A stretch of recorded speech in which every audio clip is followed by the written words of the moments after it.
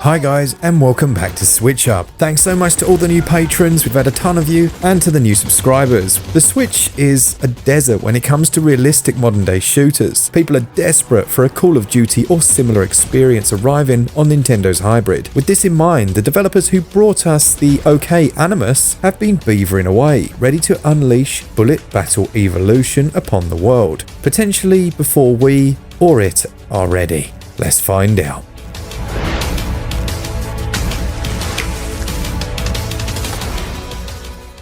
The game boots to a loadout screen of the three classes, Assault, Medic and Sniper. Each have the same starting gear, which seems a touch odd, with no indication as to what they can do differently from each other, and the Medic class seemingly locked behind what looks suspiciously like a paywall. With the currency not currently available in the game, and no way to unlock it, I can't tell you exactly how that works. You can see your wins and losses in here, but not a great deal of information. From this same screen, you'll see your current level, as well as the amount of goals, coins you've got, and purple diamonds. My free-to-play sensors were definitely tingling at this point, and I travelled over to the store. As you can see, you can purchase gold using these purple diamonds. There's currently no way to purchase more of this currency. The next thing to notice is that as you level up in the game, you can unlock certain loadouts. Your default loadout is the M4 rifle, the statistics of which can be seen on the right-hand side of the screen.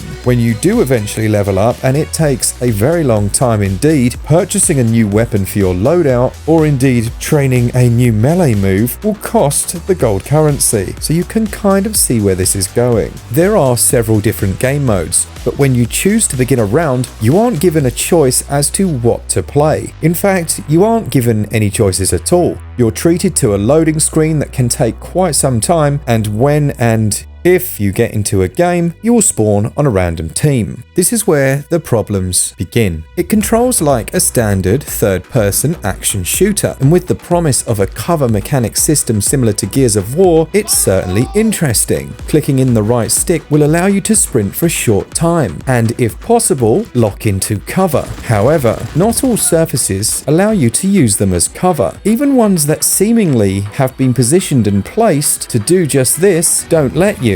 So pressing the cover button will just roll you into them, at which point you will generally just glitch halfway through the surface. You can also aim more accurately by pulling the left trigger, and there are a number of acrobatic rolls that can be performed with the press of a button.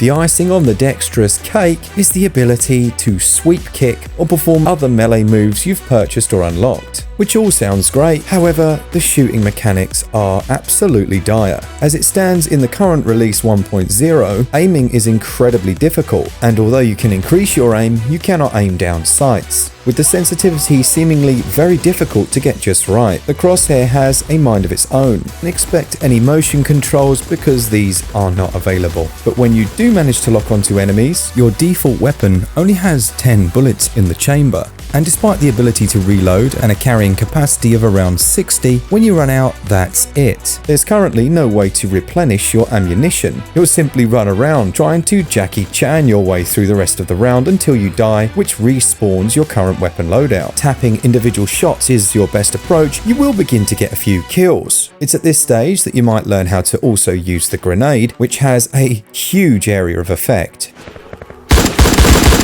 Fire in the hole!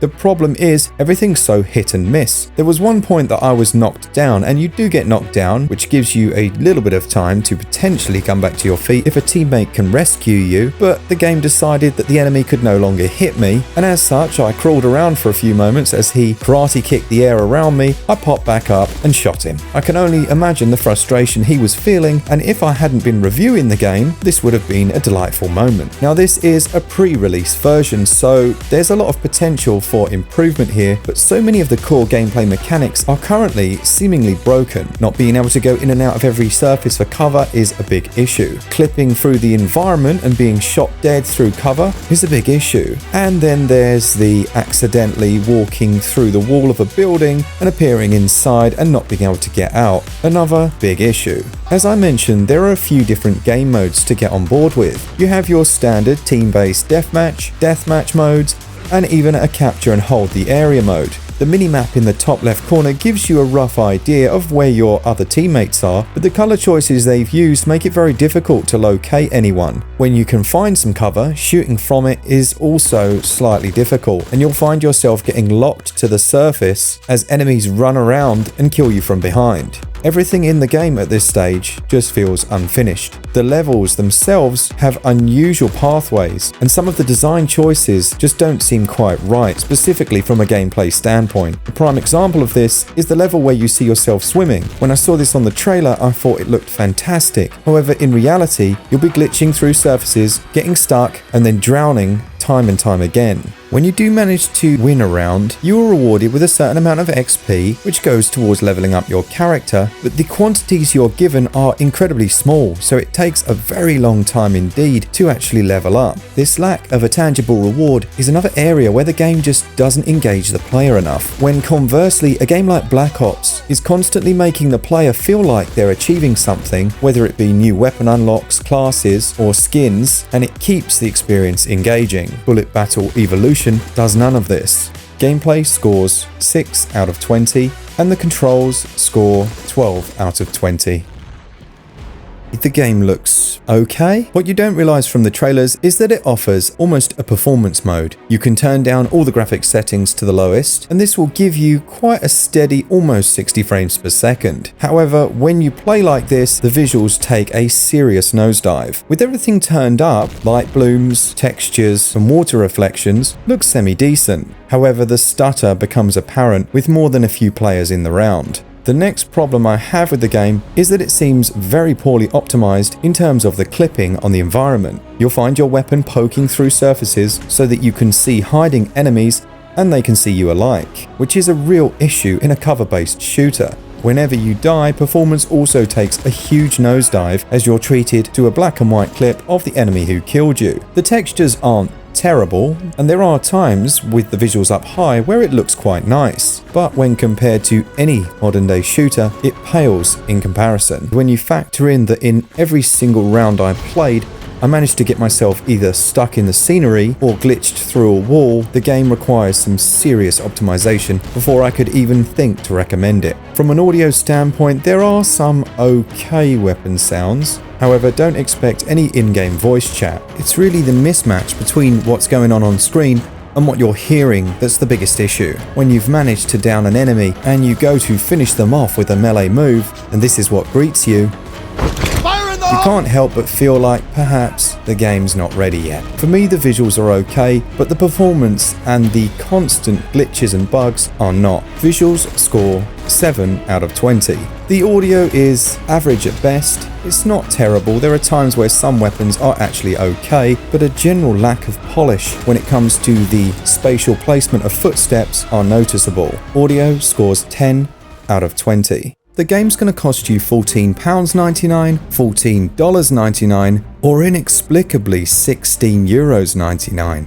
I really don't know what that's about. Now, at this price, is the game worth it? Absolutely not. Not in its current state at least. You have zero say over the game experience that you're getting. You cannot choose the game type, map, or who you play with. There's currently no voice chat, the visual performance isn't quite there, and a slew of other bugs are going to detract from what could have been an average shooter. Having said all of this, the game does seem to provide quite a lot of progression in terms of the weapon unlocks. They just take far too long. As it stands right now, value scores 6 out of 20.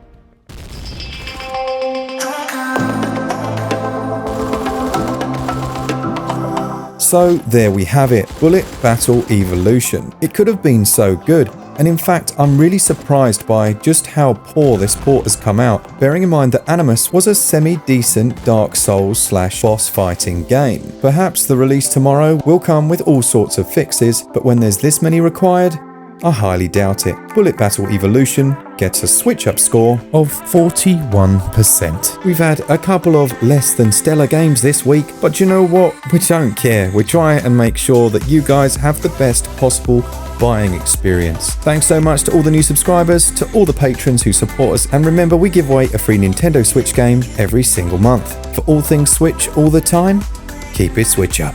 Cheers guys. See ya!